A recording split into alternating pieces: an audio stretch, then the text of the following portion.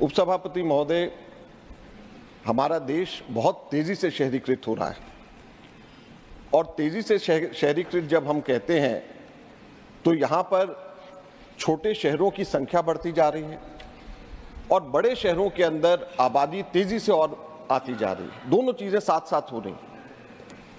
तो जब हम ये कहते हैं कि छोटे शहरों की संख्या बढ़ती जा रही है तो 2001 में 5,161 शहर थे हमारे देश में और 2011 की सेंसस में ये 7,939 शहर बन गए।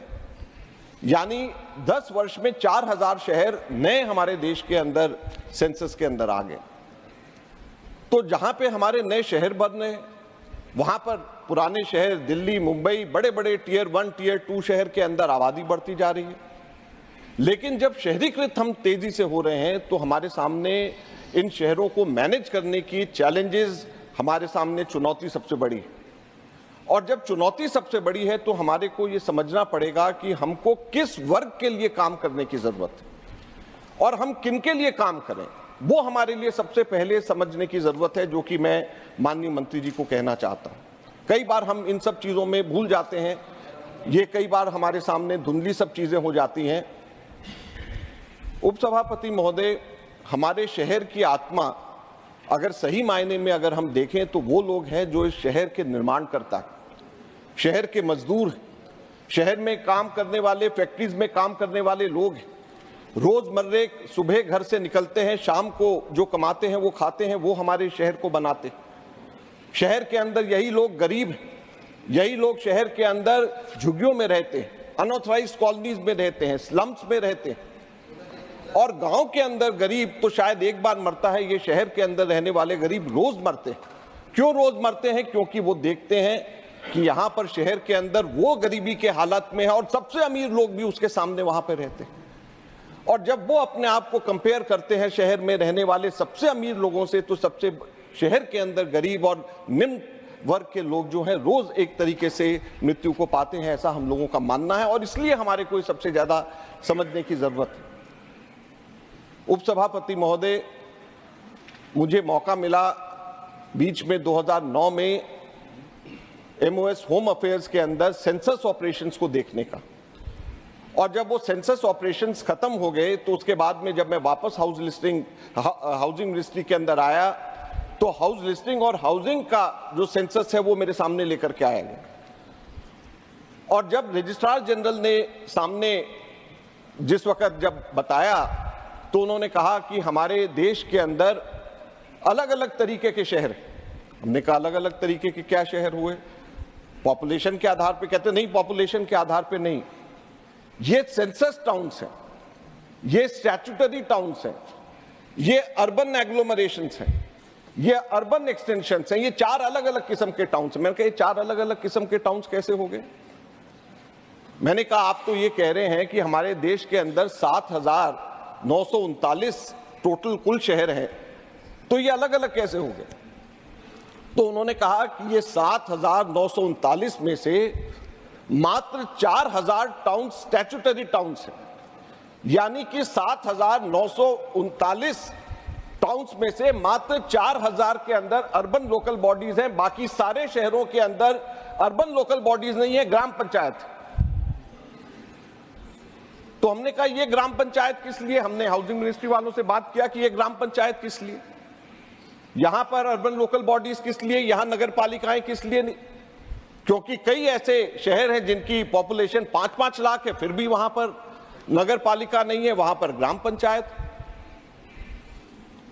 तो पता चला कि कोई भी कहीं पर भी किसी भी शहर के अंदर उनको सूट नहीं करता कि वो अर्बन लोकल बॉडीज के अंदर शिफ्ट हो जाएं, क्योंकि अर्बन लोकल बॉडीज में आने के बाद में प्रॉपर्टी टैक्स लगेगा, अर्बन लोकल बॉडी के आने के बाद में आपको बिल्डिंग बाय लॉज को फॉलो करके आपको मकान प्लान तरीके से बनाना पड़ेगा, आपको पानी का भी पैसा देना पड़ सकता है।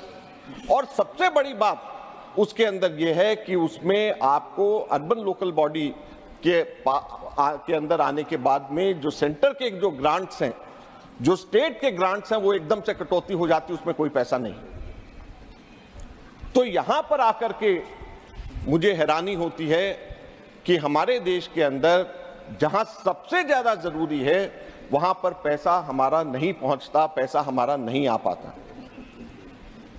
हाई पावर एम्पावर्ड कमेटी ने 2011-12 में हम लोगों ने जब बनाया तो उसने कहा कि हमारे देश के अंदर शहरों में 38 लाख करोड़ की जरूरत है 2021-22 तक, और 38 लाख करोड़ की जो जरूरत है हमारे को 1.1% जीडीपी का हमारे को शहरों के लिए देना पड़ेगा। उस वक्त 0.7% था 2011-12 में।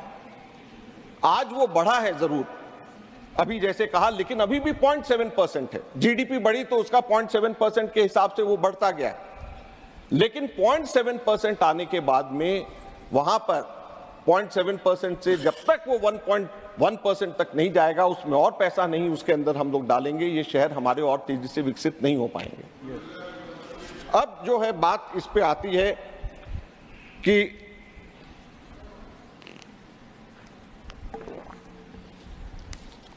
हमारे शहर के अंदर क्यों ऐसा मेरा मानना है कि हमारी आंखें धुंधली हो जाती।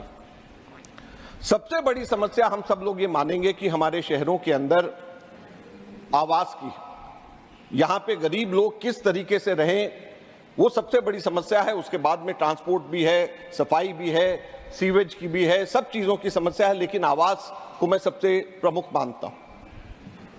वही सेंसस रजिस्ट्रार जनरल ने जब प्रेजेंटेशन दे रहे थे तो उन्होंने कहा कि हमारे पूरे देश के अंदर 11 crore census houses urban areas में, 11 करोड़ सेंसस हाउसेज में से 1.11 करोड़ यानी कि 111 लाख घर अर्बन एरियाज में खाली,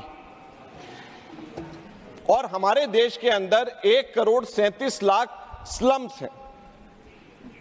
तो मेरे को यह समझ में नहीं आता कि हमारे अर्बन एरियाज के अंदर 1 करोड़ 11 लाख मकान खाली हैं और 1 करोड़ 37 लाख स्लम्स वहीं पर उसी जगह के ऊपर बने हुए हैं। तो क्या इसका मतलब? इसका मतलब यह है कि हमारी प्रायोरिटीज, प्राथमिकताएं हमारे सरकारों की सही नहीं है।